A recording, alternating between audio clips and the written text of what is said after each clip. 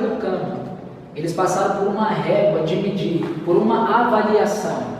Eles avaliaram esses livros para ver se esses livros entravam em concordância com o que eles já tinham. Tem concordância com o que Paulo diz? Tem concordância com o que Pedro escreveu? Então eles avaliaram todas essas questões aí. Talvez vocês não saibam, mas a epístola do apóstolo Tiago, no comecinho, quando eles começaram a avaliar as escrituras, ela tinha sido rejeitada. Ela tinha sido rejeitada, porque o apóstolo Paulo e os demais apóstolos, eles ensinavam salvação pela fé somente. O apóstolo Paulo fala, creia em Jesus e será salvo. O apóstolo Paulo fala, salvação é pela fé e pela fé sem obras. Sim ou não? Aí Tiago disse, a fé sem obras é morta. Aí Lutero olhou aquilo ali e falou, como assim? Paulo está dizendo que a salvação é pela fé?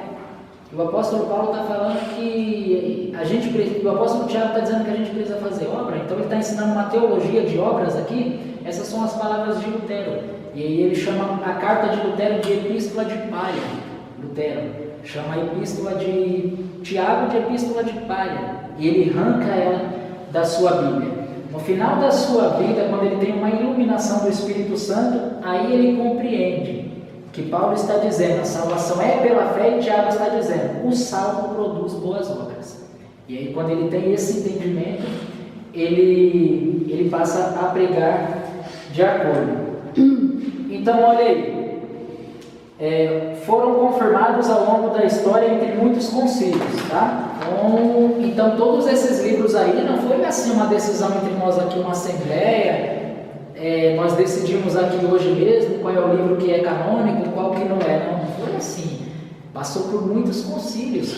Todos os livros da Bíblia e esses livros apócrifos passaram por muitos concílios para serem confirmados como escrituras inspiradas por Deus. Eles avaliaram tudo.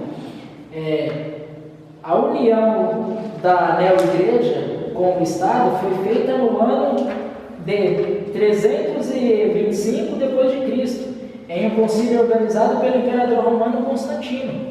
Primeiro concílio de Nicéia. O Papa em exercício na época, Silvestre I, passou a ter autoridade sobre decisões políticas e religiosas. Tá? Os irmãos estão entendendo até aqui, amém? Amém. Tá? Então, rapidamente aqui também, antes de nós entrarmos em outro assunto, na época de Jesus existia a Bíblia? Já existia a Bíblia na época de Jesus? Não? Não. Na época de Jesus? Não. Existia a Bíblia? Não existia? Já.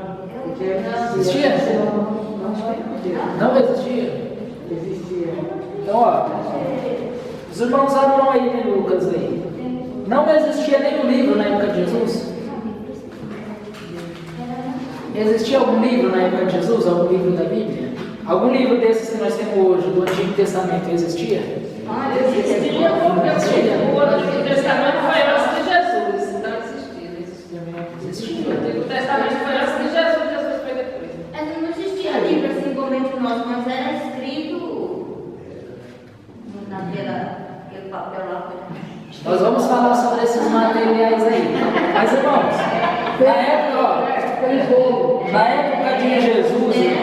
na época de Jesus existia a Bíblia assim, irmãos. Qual que era a Bíblia na época de Jesus? Os irmãos abram aí em Lucas. Qual que era a Bíblia na época de Jesus? Eu dei aí no começo o exemplo para os irmãos do que era a Bíblia na época. Eu estou pensando. No Antigo Testamento. Vamos lá. Lucas capítulo de número 4, versículo 16 em diante. Lucas 4, 16 em diante. Diz assim: indo para Nazaré, onde fora criado, entrou um sábado na sinagoga, segundo o seu costume, e levantou-se para ler. Levantou-se para ler, Jesus. Então lhe deram o livro do profeta Isaías. E abrindo o livro, achou o lugar onde estava escrito Isaías 61, que diz o quê? O Espírito do Senhor está sobre mim, né? E aí quando ele termina de ler lá, ele fala: hoje essas palavras se cumpriram em mim. Então na época de Jesus existiam assim esses livros. Os livros do Antigo Testamento, o povo judeu da época de Jesus e da época de Paulo já tinha o Antigo Testamento. Já tinha Malaquias, já tinha Zacarias, já tinha todos os outros livros. Ele já tinham Gênesis, já tinham de Gênesis a Malaquias, na época de Jesus. Depois, agora no período de Jesus, já tinha algum livro? Na época do apóstolo Paulo, já tinha algum livro do Novo Testamento? Na época de Paulo, Pedro, João, já tinha algum livro escrito do Novo Testamento? O quê? Tinha. Também começando de Mateus para frente. Mas tinha algum livro escrito? Na época de Jesus, enquanto Jesus estava vivo, Paulo, já tinha algum livro do Novo Testamento escrito? Enquanto Jesus estava vivo? Algum dos 27 livros do Novo Testamento já tinha sido escrito na época deles?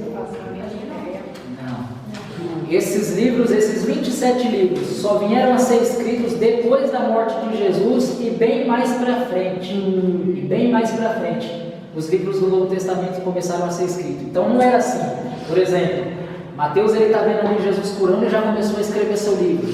Marcos está vendo ali e já começou a escrever. Lucas está vendo ali e já começou o seu.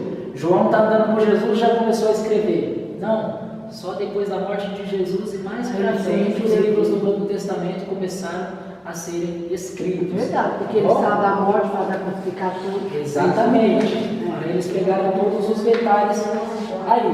Então na época de Jesus, o que eles tinham? O Antigo Testamento. Eles tinham os 39 livros. Eles tinham do Gênesis ao Malaquias. Eles tinham essas escrituras, Moisés e os profetas. Os irmãos lembram daquela parábola do Lázaro e o rico? Quando o rico fala: pai Abraão, deixa-me falar com os meus irmãos para que eles não venham para cá. O que Abraão diz para aquele rapaz? Eles têm Moisés e os profetas. Sabe o que Abraão estava dizendo para eles? Eles têm o Pentateuco, Moisés, Gênesis, Êxodo, Levítico, Números, Deuteronômio. Eles têm os profetas, eles têm Isaías, Jeremias, Ezequiel, Daniel, eles têm Oséias, eles têm Amós, eles têm Obadias, eles têm Ezequiel e assim por vai, entendeu? Então eles têm os Moisés e os profetas, eles têm o Antigo Testamento, é mais ou menos isso, entendeu? Os irmãos estão entendendo, amém? Amém. Agora, para correr aqui, irmãos, vamos lá, as traduções da Bíblia, as traduções. Os irmãos tiverem alguma pergunta aí, os irmãos levantem a mão, tá bom? Então, olha aqui, uma das primeiras traduções da Bíblia, como a Bíblia foi traduzida, quando? Uma das primeiras traduções, Eusébio Sofrônio, Jerônimo, conhecido como São Jerônimo pelos católicos, aqui não é, tá? Alguns dos irmãos aí que conhecem história, não é o Jerônimo Savonarola, tá? O herói da fé, não é ele, tá? O Jerônimo de Florença, não. Esse daqui é o São Jerônimo, traduziu a Bíblia diretamente no hebraico, aramaico e grego para o latim, criando a Vulgata, tá? Então, através desse Jerônimo, tá bom? Ele traduziu, ele trouxe essa daqui, ó, a Bíblia Vulgata. Essa negócio. É isso, essa Bíblia aqui, ó. Essa foi a primeira tradução da Bíblia, a Vulgata, tá? Ele pegou, a Bíblia foi escrita em 3 idiomas, tá? A Bíblia foi escrita em 3 idiomas, tá bom? Ela foi escrita em hebraico, o Antigo Testamento, e ela foi escrita em grego, o Novo Testamento.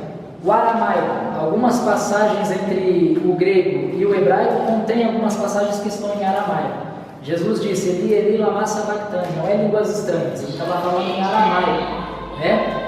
Daniel escreveu uma parte do seu livro em aramaico. Esdras escreveu boa parte do seu livro em aramaico, tá bom? Então, essa Bíblia aí, ele traduziu e trouxe a Vulgata. No Concílio de Trento, ou Contra-Reforma, em 1542, essa versão traduzida foi estabelecida como versão oficial da Bíblia para a Igreja Católica. Então essa Bíblia aí que vocês estão vendo, essa era a versão oficial da Igreja na época, tá? Hoje nós temos aqui a Almeida corrigida e atualizada, não é isso? Naquela época eles tinham essa, a Vulgata, tá bom? Então hoje nós temos a Almeida corrigida, atualizada, nós temos as Bíblias na linguagem de hoje. Naquela época essa era a Bíblia oficial, a Vulgata. E aí depois, em meados do século XIV, tá? Século XIV aqui, o teólogo John Wycliffe realizou a tradução da Bíblia para o inglês. Então quem foi John Wycliffe? Foi um dos estudiosos, ele é conhecido como um dos pré-reformadores. Tá? Ele é conhecido como aquele que armou ali a fogueira, mas morreu antes que pudesse colocar o fogo. E aí veio Lutero, veio os outros reformadores e acenderam a fogueira que ele já tinha preparado. Então ele traduziu a Bíblia aí para o inglês. Eu não coloquei aqui, mas também teve outro chamado William Tyndale, que também teve bastante importância e influência, traduziu a Bíblia para a linguagem do povo. Tá? Então, por que foi preciso fazer essas traduções, irmãos, da Bíblia? Por quê? Entenda bem, na época, só a Igreja Católica tinha acesso às Escrituras. Só a Igreja Católica. Então, por que o povo ficava lá na maritolatria? Os irmãos sabem o que é maritolatria? Os irmãos sabem? Maritolatria é a adoração a Maria. Por que o povo estava na maritolatria? Por que o povo estava adorando imagem? Porque o povo não tinha Bíblia. O povo não tinha acesso às Escrituras. Então, o que o Papa ensinasse, o que o bispo da Igreja Católica ensinasse, o povo ia acreditar. O povo não tinha acesso. Então, já imaginou todos vocês que estão aqui, vocês não têm uma Bíblia. Apenas eu estou com uma Bíblia. Se eu disser, irmão, você está dizendo assim, vocês vão acreditar, vocês não têm uma Bíblia. O pastor Sideval, ele colocou ali um versículo de Atos 17:11, que eles estavam examinando Paulo pregar para ver se estava de acordo. Como é que eles poderiam fazer isso na época se eles não tinham Bíblia?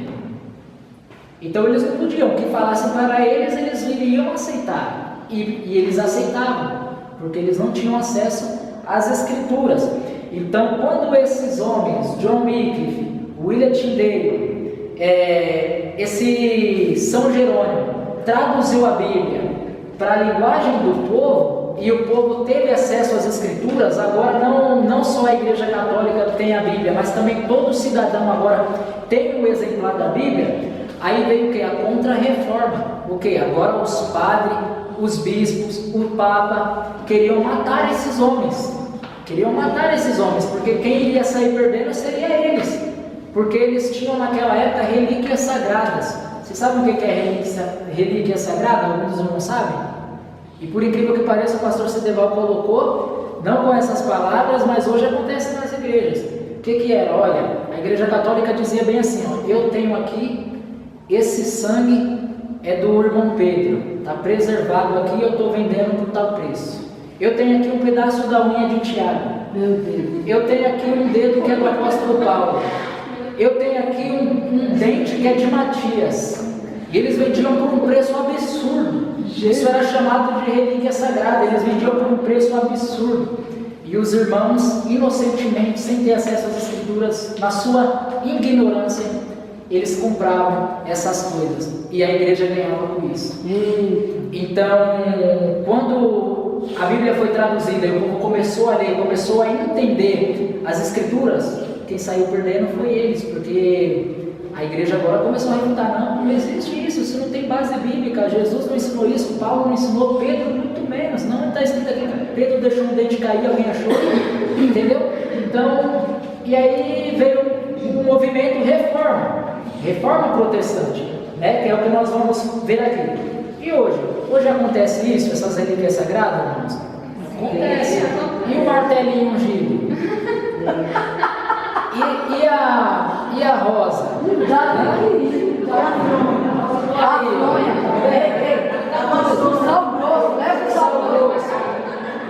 A água que o pastor Sideval colocou, a água. Água ungida. A questão que você está falando, tipo, das coisas, Quer falar do saudoso? Tira, né? Então é história, entendeu? Contada. São fábulas, né? Falava antigamente que se fizesse uma bola. Eu não sei se os irmãos ouviram aí a respeito do que o irmão Johnny falou, que se fizesse uma bolinha com sal no chão, você estava chamando chuva, né? Os irmãos lembram disso daí? Poxa, isso tudo vem dessas histórias, irmãos, desses contos. Tá bom? Mas assim, muitas igrejas hoje copiam muita coisa da igreja católica. Sim, exatamente. exatamente. Não foi católica. E muita coisa que foi citada aqui, eu vi da igreja católica. Entendeu? Então eu estou vendo assim, muitos pastores copiando muitas coisas, passando para os cristãos estão caindo, está acreditando. Exatamente. O povo está trazendo as práticas do catolicismo romano para dentro das igrejas. E se nós formos olhar, irmãos, por exemplo, essa rosa aqui, você pega a rosa, coloca lá, e quando essa rosa murchar, é que o mal foi embora da sua casa. Irmãos, é automático que uma rosa murcha, sim ou não? É natural. É natural que uma rosa murcha, né? Então são coisas sem fundamento. Igual quando você fala passeio de casa, que faz o Pai Nosso assim, fala do DG, né?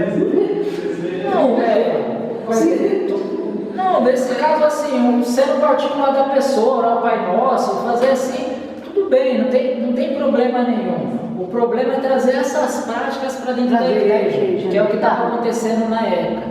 Entendeu? Trazer essas coisas para dentro da igreja como tendo autoridade. Olha, isso daqui agora vai ser regra de fé e prática. Aqui todo mundo agora vai ter que se benzer. Aqui todo mundo agora tem que adorar Maria. Aqui todo mundo agora tem que adorar Padre Cício. Entendeu? E todas essas questões aí. Agora sim, irmãos, rapidinho aqui para nós corrermos aqui, que o horário já está pegando aqui. Vamos lá. Martinho Lutero traduz a Bíblia para a língua alemã, enquanto estava escondido em Wittenberg, tá? Do Papa Leão X, que queria fazer um julgamento após a publicação das 95 teses. Então o que aconteceu, irmãos? Martinho Lutero ele é o pai da Reforma Protestante. O seu precursor foi Jerônimo Savonarola. Jerônimo Savonarola ele inicia a Reforma, mas ele morre antes de que o país estivesse totalmente reformado. Ele é queimado vivo numa fogueira, em uma praça, na cidade de Florença. E Martinho Lutero ele dá continuidade. Martinho Lutero, ele até então ele era um monge pagão, devoto de Maria. Esse Martinho Lutero ele era um professor de teologia, ele conhecia muito filosofia, ele era um monge agostiniano. Ele tinha muito conhecimento sobre Agostinho. Agostinho ele é um dos pais da igreja do século IV. E Lutero ele teve acesso às escrituras e ele leu Romanos capítulo 1, versículo 17. Os irmãos sabem o que diz Romanos 1, 17? O justo viverá pela fé. Aí Lutero viu, opa, a salvação não é pelas obras, a salvação não é pelas relíquias. A salvação não é pela igreja, não está na mão do Papa, a salvação é pela fé e está em Jesus Cristo. E aí nasce o movimento Reforma. Lutero agora vai lutar para a igreja voltar a ser uma igreja bíblica, salvação pela fé e não salvação por obras. E aí se levantou um homem chamado João Tésio. Esse João Tésio ele começou a vender indulgências, perdão de pecado. Como é que o João Tésio fazia?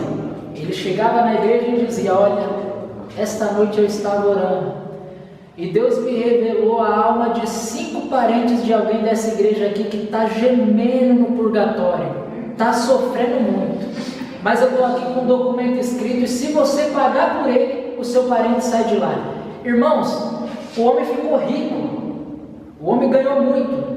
Hoje o que a gente fala ganhar na loteria, essa mega cena de 300 milhões, ele ganhou ele 2 cultos. Ele ganhou ele 2 cultos. Então, Lutero ele vem e escreve as 95 teses para combater isso daí. E as teses de Lutero eram baseadas no quê? Se o Papa ama tanto os cristãos, ama tanto, prega mesmo a palavra, o verdadeiro evangelho, Por que ele não libera a alma das pessoas por amor, ao invés de fazer as pessoas comprarem indulgência? E aí o Papa Leão X, que é esse daqui, não gostou nada dessa questão de Lutero. E Lutero, quando colocou as 95 teses, não era na tentativa de criticar, no sentido de tipo abolir, discriminar, não, ele estava chamando a igreja para um debate. Naquela época era normal colocar teses quando você queria discutir sobre um assunto. Então Lutero estava chamando a igreja para um debate, para debater a verdadeira doutrina, para a igreja voltar às Escrituras. Então os irmãos percebem que a Bíblia, irmãos, ela teve muitos equívocos a respeito das Escrituras nos séculos passados, e hoje nós poderíamos dizer que estamos pior do que naquela época. Eu ouvi uma vez um professor dizendo, olha, nós estamos pior, João. E eu arrisquei ainda perguntar para ele, por quê? Ele disse, naquela época eles não tinham isso. Hoje o povo tem e é mais enganado, né? Então naquela época eles não tinham Bíblia e era enganado. Hoje o povo tem e é enganado, né? Então, irmãos, parece que a nossa aula vai ter que ficar por aqui. São 10h30 agora, tá bom? Então nós vimos aí. Os irmãos entenderam até aqui? Tem alguma pergunta? Irmãos, tem alguma pergunta? Deu para entender? Então, a bibliologia nós vamos falar mais, nós não saímos desse assunto, tá bom? Na semana que vem, porque a bibliologia ela não é introdução à Bíblia. O que é a introdução à Bíblia? Como nós dissemos no culto passado. A introdução à Bíblia, a Bíblia aqui já está feita, certo? É nós pegarmos o que está aqui, nós falarmos para os irmãos, tal passagem, tal livro aborda isso, darmos uma introdução. A bibliologia não, ela vai estudar o antes disso, como isso chegou até nós, quem escreveu, como escreveu, quais eram as dificuldades, né? Vocês estão vendo isso daqui? Isso é mais difícil. Isso daqui é um pergaminho. Isso daqui é um pergaminho. Ó, o pastor Sideval trouxe. O papiro. Tá. Isso é o papiro. É o papiro. Isso Papiro. daqui, bem melhor ainda, o papiro. Isso daqui é um papiro. A Bíblia ela era escrita assim, ó. Sabe como que era feito o papiro? Eles pegavam a cana, eles pegavam cadê aqui? Deixa eu colocar aqui para os irmãos entenderem, eu coloquei aqui. Isso mesmo, eles pegavam uma cana e eles faziam o seguinte, ó, pegavam o material e eles cortavam, deixavam no sol, e eles deixavam no sol secando, e quando secava eles colocavam outra camada por cima, e aí quando secava de novo eles colocavam outra camada por cima, e eles colavam assim, fazia tipo um livro, deixava assim, limpava bem bonitinho, fazia tipo um livro, pegava um pedaço de cana, fazia de navalha, afiava, fazia de navalha e escrevia. Então, na época, algumas passagens da Bíblia, o livro de Isaías, por exemplo, eram escritos em folhas de papiro, cana. Tá? Isso daqui é folha de cana. É assim que era escrito a Bíblia antigamente. A Bíblia nem sempre, ela não veio assim com folhas. Por exemplo, a primeira palavra de Deus, você sabe como que ela foi escrita? Como que foi escrita? A primeira palavra escrita? Em pedras. Onde estavam os 10 mandamentos? Em pedras. Primeiramente Deus deu a lei oral, certo? Deus falou ao coração do homem. Depois Deus escreveu nas pedras as tábuas dos 10 mandamentos, as pedras, e passou para Moisés. Então teve muitos materiais aí que foram utilizados, né? O pergaminho era feito com pele de animal, né? Então quando Jeremias escreveu o seu livro, o escriba e ele sacrificava um animal, matava, deixava bem limpinho, pegava a pele do animal, tratava ela, deixava tomando um sol, tirava os pelos, carrapicho e começava a escrever. Entendeu? Então a impressora, irmãos, o papel veio aparecer séculos depois, tá bom? Isso daqui, ó, esses papéis, essas folhas veio aparecer muito depois. Então a gente vai observar tudo isso na semana que vem. Os irmãos aí conseguiram entender, amém? Amém. Então na semana que vem aí nós vamos falar aí, cadê? Sobre essas decisões aqui, ó. Nós paramos aqui, ó, decisões do Concílio de Trento, tá? E aí depois nós vamos entender melhor aí